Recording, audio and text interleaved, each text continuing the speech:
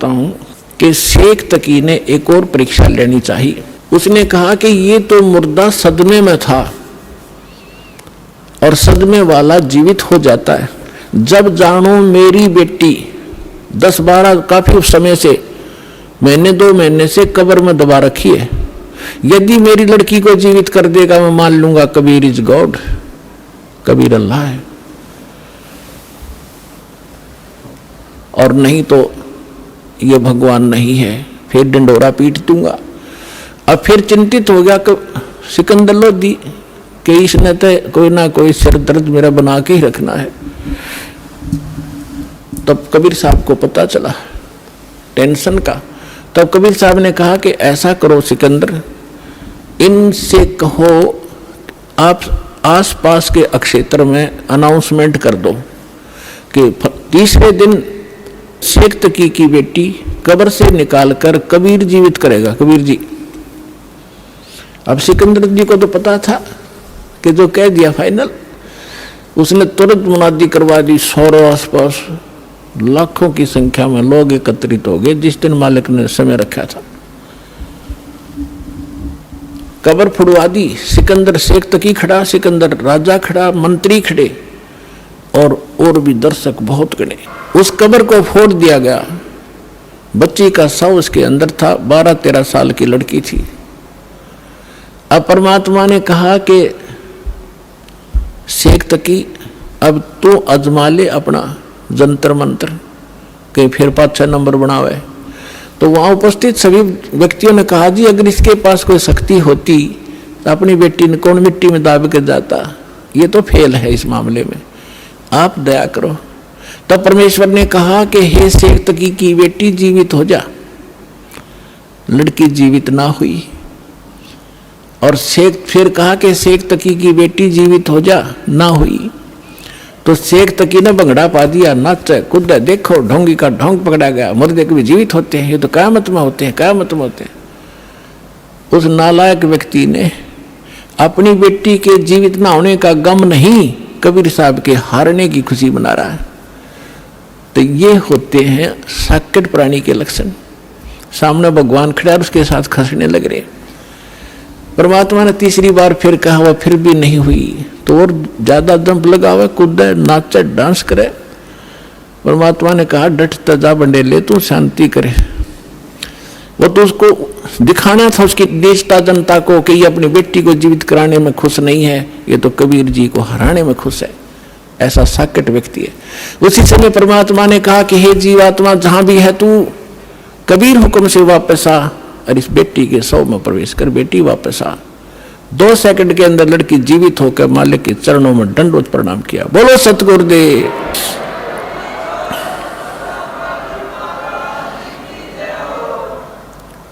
अब सबने कहा कि दाता कमाल कर दिया, मालिक कमाल कर दिया, परमात्मा।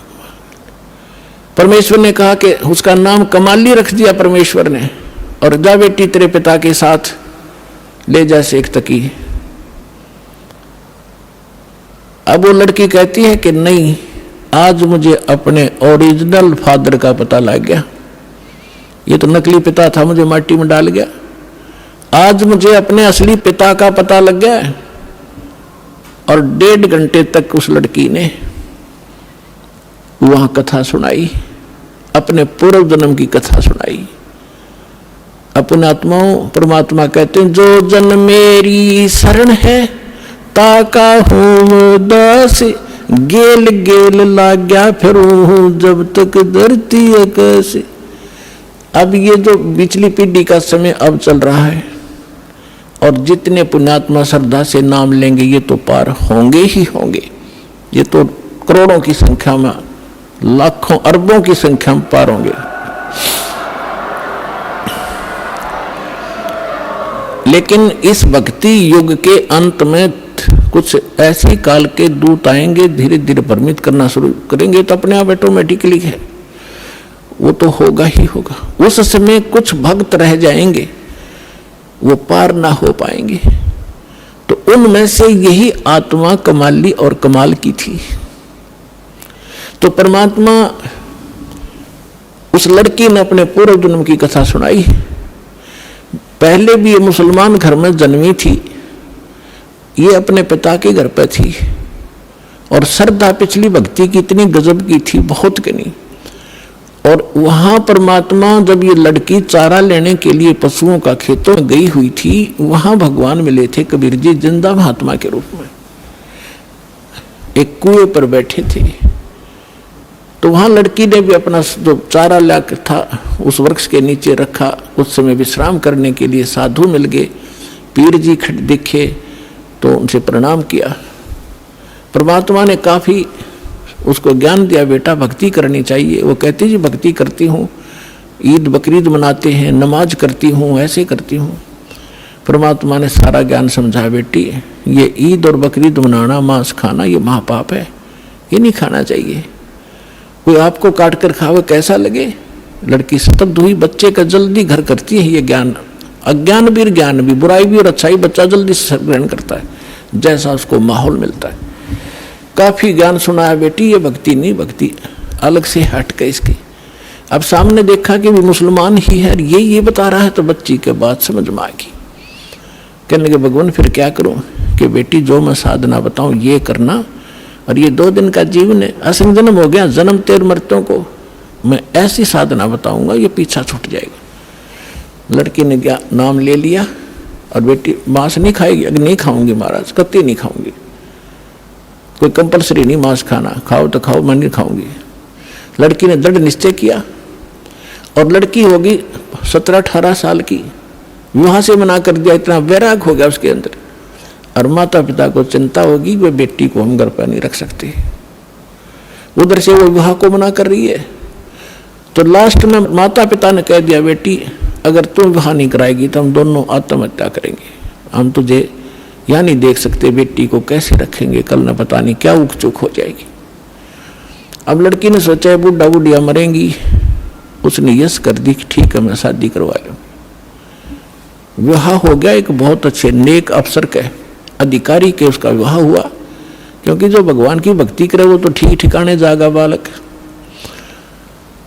वो नेक आदमी था, मुसलमान, भगवान से डरने वाला था। ठीक है हम परंपरागत से गलतियां कर भी रहे अपने समाज अनुसार, लेकिन पिछले संस्कार भी हमारे साथ रहते।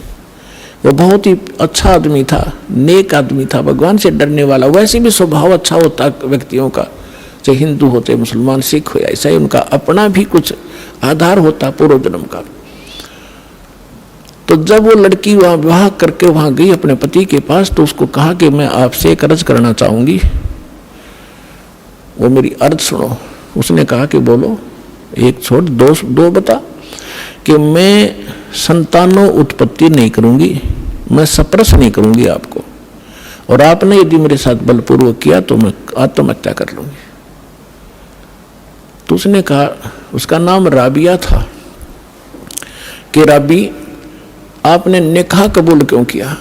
मना कर देती, कोई कंपलसरी मुसलमानों में एक ऑप्शन है, लड़की स्वीकृति देगी तो ब्याह होगा, नहीं तो नहीं होगा।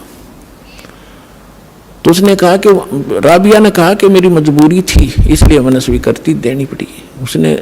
उसके पति ने पूछा कि मजबूरी क्या थी तेरी? कि मैं चाहती हूँ भगवान की भक्ति करना, और मुझे एक संत मिले थे, उन्होंने मुझे ज्ञान दिया था, उस आधार पर मैं दृढ़ हूँ, और ये असंग जन्म का झंझट का खत्म कराऊंगी, मैं इसलिए ब्याह नहीं करवाऊँ थी माता पिता से। तो उसने कहा कि अपने माता पिता के सामने मना करना था कि मैंने खूब किया था। उन दोनों ने आत्महत्या करने की ठान ली पक्की, तब मैंने स्वीकृति देनी पड़ेगी। इसलिए कि आगे कोई भगवान मिल गया तो ठीक है, नहीं तो मैं आत्महत्या कर लूंगी, अब मैं ये काम करूंगी नहीं। वो दयालु था, उसने कहा। और मुसलमानों में अनेक शादियां हो जाती हैं, एक कोई खास बात नहीं उनके लिए थे। तो उसने कहा, राबिया जैसे तुम्हारे माता पिता लोक लाज मर्यादा के कारण आत्महत्या तक नौबत आ गई थी, ऐसे हमारी भी मर्यादा है। ठीक है, मैं वचन देता हूँ आज के बाद तू मेरी सिस्टर की तरह रहेगी, लेकिन समाज की दृष्टि में तूने मेरी पत्नी की तरह रहना पड़ेगा, और तेरे लिए अलग स्थान बना दूंगा, खूब भक्ति कर, पर मरिए मत, ये पाप मुझे लगेगा, मैं अपना और विवाह करा लूंगा। तो उसने ऐसा ही किया। महापुरुष ने अलग से उसका कमरा नारा बना दिया और बैठ अपनी भक्ति कर, उसने ब्याह करवा लिया। जब वो राबिया 50 वर्ष के ऊपर होगी और वो देखा करता था, ये तो बाहर झांकती भी नहीं किसी गैर पुरुष की तरफ, भक्ति और के अतिरिक्त ही अपना काम धंधा रोटी बनाई खाया, इससे अधिक कोई काम नहीं जानती। उस लड़की ने क्या गलती कर दी, वहां जाने के बाद सत्संग का अभाव हो गया, भगवान फिर मिले नहीं। परंपरागत लोक वेद के आधार से मालिक वाली साधना जो उसने प्रथम मंत्र दिए थे वो त्याग दिए, और वहां जो समूह था जैसा भी साधना चल रही थी वो एक करने लगी। नमाज नमोज, मांस नहीं खाती थी वो, ईद बकरीद के दिन रोजे अवश्य रखती थी लेकिन वो मांस नहीं खाती थी। जब वो 50-55 वर्ष की होगी तो उनके अंदर एक विशेष धारणा बनी हुई है लोकवेद के आधार से मुसलमानों में कि जो हज नहीं करके आवेगा उसकी मुक्ति नहीं। तो उसने अपने पति से कहा, जी मैं हज करना चाहती हूँ। उसने कहा, जाओ, बहुत खुशी की बात है, आपका तो उद्देश्य यही है, अभी कल्याण हो किसी तरह, आपके लिए कोई ऊंट की सवारी का प्रबंध कर देता हूँ। उसने कहा नहीं। राबिया ने कहा, नहीं मैं पैदल जाऊंगी, श्रद्धा से जाऊंगी, और भी बहुत से ले जा रही हैं, और भी बहुत से लोग जा रहे हैं, उनके साथ चली जाऊंगी। अच्छा जाओ फिर।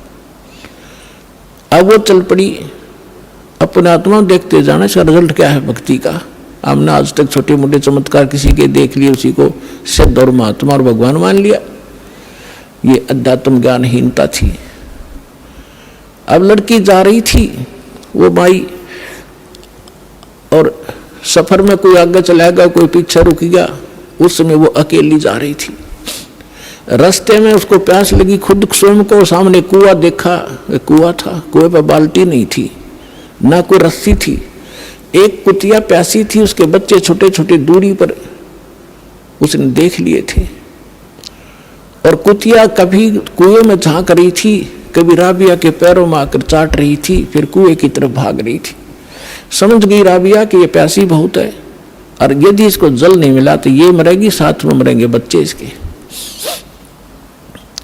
और औरत के अंदर दया भगवान ने एक नारी दे रखी, विशेषकर बच्चों के समय, तो वह एकदम, और कुछ पिछले संस्कार थे, भगवान आत्मा थी, भगवान से कोई जन्मों से पीछे से चलती आ रही थी, फिर हम रह जाते हैं, बिचल जाते हैं, छोड़ देते, ये माया, इस माया में फंस जाते। तो उस लड़की ने देखा आसपास कोई गांव नगर नहीं, ना कोई रस्सी है ना बाल्टी है। लड़की ने अपने कपड़े उतारे, पहले मोटे मोटे कपड़े हुआ करते थे हाथ के बने हुए, अपना कपड़ा उतारा, चुंडड़ी, और उसको अपने बाल पाड़े, 1-2-4 बाल पाड़ के देखियो कितना दर्द होगा। लेकिन उस परमार्थ में उस बेटी ने एक नहीं देखा, फटाफट अपने सारे बाल पाड़कर रस्सी बनाई, लंबी, बहुत लंबी रस्सी बनानी पड़ी क्योंकि पानी गहरा था। बांध कर उसने अपनी कपड़ा और उसके अंदर पानी में भिगोया, और बाहर एक मटका टूटा हुआ पड़ा था, उसका पात्र था आधा, उसमें निचोड़े कुतिया साथ पीवे। वह कुतिया छका दी, अपने बाड़ बूढ़ खून खान निकला था उसको पूछ पाछ के, और चालन की तैयारी करी थी। उधर से वो मक्का, एक स्ट्रक्चर, एक मंदिर न्यों का न्यों उठ गया जहाज की तरह, और उस कुएं के साथ में आकर लग गया, जैसे प्लेटफार्म पर गाड़ी लग जाती है, रेलगाड़ी। अब उसने देखा, उसने जाना ही मक्का में था, उसने सोची तो पहुंच गई मक्का, फिर मक्के में प्रवेश किया, फिर वहां से उठा। वहां के लोग बे हैरान है, मक्का गया कहाँ। उस समय एक अब्राहिम अधम नाम, सुल्तान नाम का एक व्यक्ति था, वो अपने पूर्व जन्म में भी संस्कारी था, ऐसे ही भगवान का ही वो पिछला संस्कारी था, और उसने भी उसको भी उस जन्म में परमात्मा कबीर जी मिले थे, जिंदा महात्मा के रूप में उसको भी ज्ञान दे रखा था। और वो सुल्तान अधम वाली आत्मा, सुल्तान अधम तो वो आगे आके बना है, वही आत्मा उस मक्का में गई हुई थी मुसलमान होने के नाते, कि वहाँ के लोगों को समझाऊंगा कि ये साधना गलत है। तो वहाँ वो प्रचार कर ही रहा था बैठकर, तो लोगों ने पूछा ये मक्का कहाँ गया। तब अधम सुल्तान ने कहा, उस आत्मा ने कहा, मक्का नहीं मकाम और गया रांड के लेन को न्यों कह अदम सुल्तान। अब सुल्तान अदम तो ये कह रहा है कि एक रांड को लेने गया, निकम्मी औरत को। अब आम आदमी का गला कैसे उतरे कि निकम्मी आदमी औरत को के लिए मक्का चला गया। लेकिन वो किस दृष्टिकोण से कह रहा था? कहते सुल्तान अदम मक्के गया, मक्का नहीं मुकाम, गया रांड के लेन को न्यों कह अदम सुल्तान। वो कहने लगे कि आप क्या बात है, कैसे किसको लेने का? इतने मक्का वापस आ गया। उसमें वापस आया तो वो लड़की जिसके सिर पर बाल नहीं, सारी कहानी उसने बताई और देखने वाले भी आसपास निकट इकट्ठे हो गए थे, कैसे हो गया? वो भी मक्के में चढ़ लिए साथ में। तो आकर जब उसने पूछा कि क्या कारण हुआ, उन्होंने सबने मिलकर बताया कि ऐसे ऐसे इसने एक कुतिया और उसके बच्चों की जान बचाई, बाल पाट कर रस्सी बांट के पानी पिया, और ये उद्देश्य लेकर यहाँ आ ही रही थी, तो भगवान ने इसके लिए मक्का ही भेज दिया। तो इतनी प्रशंसा की पात्र बन गई पूरे मुसलमान धर्म में कि भक्ति हो तो राबी जैसी, भक्ति हो तो राबी जैसी, जिसके लिए मक्का भी उठकर चला गया। लेकिन क्या इससे मोक्ष था उसका? फिर इब्राहिम सुल्तान जब से पूछा कि आप इसको ऐसी निकम्मी लड़की क्यों कह रहे थे, इसने तो ऐसा कुर्बानी कर दी, जिसके लिए मक्का चला गया, उसको आपने कैसे कहा ये निकम्मी लड़की है? तब इब्राहिम सुल्तान वाली आत्मा ने कहा कि यह निकम्मी है, इसको भगवान मिले थे जिंदा महात्मा के रूप में, रिश्नवा भक्ति छोड़ दी, ये डलेड हो रही है, इसलिए निकम्मी है। उसके बाद राबी ने बताया कि फिर मेरा जन्म वो मृत्यु होगी, वहां मेरी प्रशंसा हो रही है, अगला जन्म मेरा एक बांसुरी का हो गया। एक बांसुरी नाम की लड़की बनी मैं, और गाने गा गा के इतनी सुरीली आवाज से पर धार्मिक भगवान की शब्द सुनाया करती थी, बहुत प्रसिद्ध होगी। और वह भी फिर वृद्ध हुई जब मक्के में गई। अब मक्के में जाकर उसने पता था कि जो मक्के में मरता है, ऐसा ज्ञान सुन रखा था लोक वेद से, वो सीधा भिष्ट जाता है, स्वर्ग में जाता है, हेवन में जाता है। लड़की ने सोचा हेवन के लिए तो ये सारा कुछ कर रहे हैं, और मक्के में मरने से हेवन मिलता है, स्वर्ग मिलता है, तो वहीं कर्द से अपनी तलवार से गर्दन काट दी, मक्के में चढ़ा दी। सबको वाह वाह की पात्र बन गई कि भक्ति हो तो बंसुरी जैसी, बंसुरी तो गई सीधी भिष्ट में, सीधी स्वर्ग गई, ये तो इसने मक्के में शीश ढा दिया। फिर बताती है कि मैं कहाँ गई, अगला जन्म मेरा एक वैश्या का बना, मैंने अपने खूब कर्म फोड़े, वो मेरा जन्म फिर समाप्त हुआ। अब मेरी आयु 12 वर्ष की मनुष्य जीवन की शेष थी, मानव शरीर की। और ये भी वहां धर्मराज के दरबार में जब मैं गई हुई थी, वहां मुझे पता चला, धर्मराज ने बताया कि ऐसे ऐसे तुझे कोई संत मिला था, वो साधना तूने 4 वर्ष की थी। हाँ जी, 4 वर्ष की थी, उसके कारण तुझे ये इतने मनुष्य जीवन मिले हैं। अब तेरा मनुष्य जीवन शेष नहीं है, अब तू पशु योनि में जाएगी, कुछ दिन इंतजार कर, तेरा नंबर आते ही वहां ठोक देंगे तुझे। तो उसने बताया कि ये आज परमात्मा खुद पहुंचे वहां पर, और धर्मराज के सामने वकालत करी वकील बन के कि ये मेरी भक्तनी थी, पिछले जन्म में मेरी साधना कर रखी है, इसको छोड़ तू अकाउंट नहीं ले सकता। धर्मराज ने हाथ जोड़ लिए और इनको वापस दे दी मेरी आत्मा, मैं यहां खड़ी हूं। लोगों ये भगवान आए हैं, ये अल्लाह अकबर है, आंख खोल लो, शरण ले लो। लाखों लोगों ने कबीर साहब की शरण ली। बोलो सतगुरुदेव।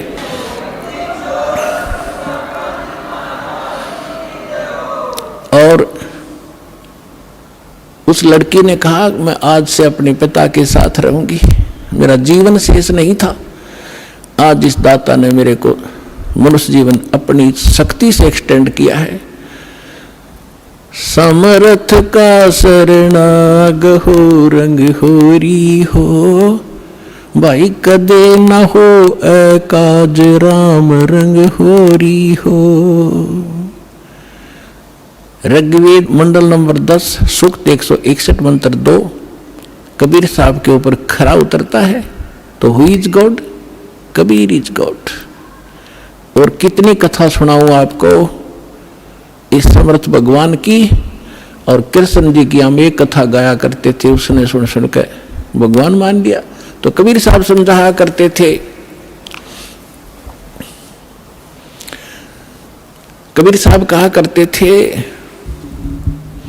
बंधन काटे विपत में, कठिन कियो संग्राम, चिन्नो रे नर प्राणिया, वो गरुड़ बड़ो के राम। परमात्मा समझाया करते थे उसमें कि तुम श्री राम को भगवान बताते हो, और जो तुम्हारी कथा में है रामायण में कि श्री रामचंद्र जी को, रामचंद्र जी के ऊपर पूरी सेना के ऊपर नाग फांस का एक हथियार छोड़ दिया था। सारी की सारी सेना नाग फांस में आ गई थी, यानी इतने सर्प हो गए थे, सभी सेना को ऐसे हाथों से और चारों तरफ लपेट के बांध दिया था, इंक्लूडिंग लक्ष्मण एंड श्री राम। और ऐसे खड़े थे, ऐसा है हुए सारे, जैसे ईंख बांध दिया करें। और सारी सेना खड़ी खड़ी देखा कि काटेंगे ये सारे राक्षस हमें। तब न्यू कहे हैं कि गरुड़ से पुकार करी गई। गरुड़ वो पक्षी जो श्री रामचंद्र विष्णु जी का वाहन बताते हैं। गरुड़ आए, गरुड़ ने फिर उनके नाग काटे, सारे नाग मार दिए। जब भगवान श्री राम बंधन मुक्त हुए, परमात्मा कहे फिर बंदी छोड़ कौन होया? गरुड़ हो गया। तेरे राम का भी बंदी छोड़। काटे बंधन विपत में, वो कठिन कियो संग्राम, चिन्नो रे नर प्राणिया, ये गरुड़ बड़ो के राम। एक गोवर्धन पर्वत को उठा लिया श्री कृष्ण जी ने, तुमने भगवान मान लिया। गोवर्धन श्री कृष्ण धारो, द्रोणगिरी हनुमंते, शेष नाग सब सृष्टि उठारा, इनमें कौन भगवंते। क्या एक पहाड़ को उठाने मात्र से भगवान की संज्ञा में ले लिया, समर्थ मान लिया तुमने? तो तुम्हारी कथा तुम लोकवेद सुनाते रहते हो कि शेष नाग ने सारे ब्रह्मांडों को सिर पर रख रखा है। फिर और हनुमान जी ने द्रोणागिरी उठा लिया था, इनमें कौन सा भगवान? ये भगवान की पहचान नहीं, जो तुमने पैमाना ला रखा है, ये भगवान मापन का नहीं है। फिर कहते हैं समुद्र पाट लंका गयो, यो सीता को भरतार, अगस्त ऋषि ने ये सातों पी लिए, इनमें कौन करतार। ओए होए, ऐसे सटीक प्रमाण दे रखे भगवान ने, फिर भी हमारी आंखें नहीं खुली, क्योंकि हमारी बुद्धि काल के प्रभाव से इतनी दबी हुई थी। परमात्मा ने कहा कि तुम्हारी बात बड़ी करता हूं कि श्री रामचंद्र जी ने समुद्र पर पुल बनवा दिया, इसलिए आप उसको भगवान मानते हैं। वैसे तो यह कहानी न्यारी है, दास बताता रहता है। ये खुद भगवान कबीर साहब गए थे एक महात्मा मुनिंदर के रूप में, और इनकी अर्ज पर एक पत्थर को, एक पहाड़ को हल्का कर दिया था, चारों तरफ रेखा खींच दी थी कि ये फ्लोटिंग हो गया है, अरे ले जाओ पुल बांध लो। श्री राम के बस का ना था समुद्र पर पुल बनाना। तो परमात्मा कहते चल तुम्हारी बात बड़ी मानते हैं, वह तो बात तुम्हारे कहाँ समझ में आएगी। समुद्र को पाट के, यानी उसको पुल बना के छाप के, और लंका गया था कौन? तुम्हारी सीता का पति राम। सीता को भरतार। अगस्त ऋषि ने तुम आप बताओ सातों पीढ़ी एक घूट में, इनमें कौन सा भगवान? जबकि श्री रामचंद्र जी तो 3 दिन तक समुद्र में खड़े होकर याचना कर रहा था, मन रास्ता दे दे, फिर भी ना रास्ता मिला। और अगस्त ऋषि ने एक घूंट में सारे पी लिए थे, फिर वापस भर दिए। अगर ये इस तरह के अटपट से तुम भगवान को प्रसिद्ध करना चाहते हो तो यूं भी सिद्ध ना होता तुम्हारा। तो पुण्यात्माओं, सौभाग्य आपका, आपको ये तत्व ज्ञान प्राप्त हो रहा है। इसको तत्व ज्ञान कहते हैं, जो निष्कर्ष निकाला जाओ सारी कथाओं का। ये जड़ी बूटी तो सबने पता था, या तुलसा है या फलानी है या है, तो उनकी जड़ी उसका जो औषधि बना वो है वैद। तो ये दास है इस अध्यात्म मार्ग का वैद, और जड़ी बनाकर भगवान डर गए थे सतनाम और सार नाम की, जो आज दास के समझ में आ गई, और उसका परिणाम आप देख रहे हो। लाखों लोगों का रोग नाश हो गया, घर में वृद्धि होने लगी, सन्नी संतान को संतान मिल रहा है, रोग निरोग हो रहा है, और फिर ज्ञान ऐसा प्रबल आत्मा को गदगद कर देता है। अपने आत्मा धर्मदास जी को परमात्मा ने तो थोड़ा उदाहरण दिए थे दास ने, क्योंकि वो तो भगवान थे, अपने बारे में कहे तो ना समझ में आओ। इसीलिए एक गुरु की, एक दास की आवश्यकता होती है जो आत्मा और परमात्मा का मिलन करवावे। तो ये दास है इस विश्व में परमात्मा से मिलाने वाला, सच्चा ज्ञान बताने वाला और काल के बंध से छुड़वाने वाला।